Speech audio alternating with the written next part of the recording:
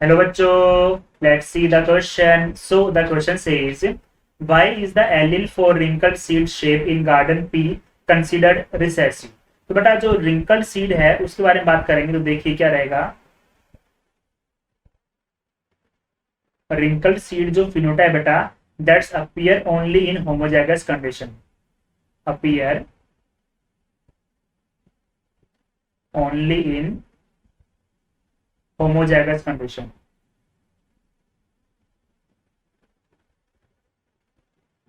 Homozygous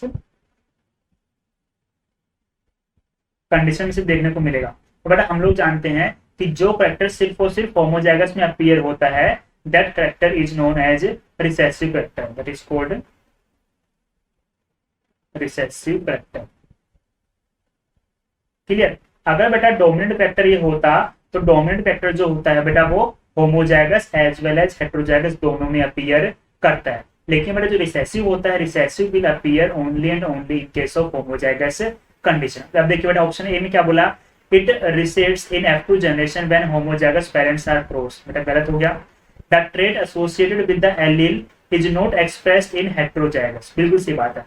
क्या बोला कि the trait associated with the allele जो ट्रेट एलील से एसोसिएट है is not expressed in heterozygous. वो हेटेरोजाइगस में एक्सप्रेस नहीं हो रहा है, वो सिर्फ और सिर्फ होमोजाइगस में एक्सप्रेस हो रहा है. और जो सिर्फ और सिर्फ होमोजाइगस में एक्सप्रेस होगा बेटा वो क्या कहलाएगा. रिसेसिव करेक्टर कहलाएगा. इसीलिए रिंकल्ड सीड क्या है रिसेसिव करेक्टर के रूप में कंसीडर किया जाता है.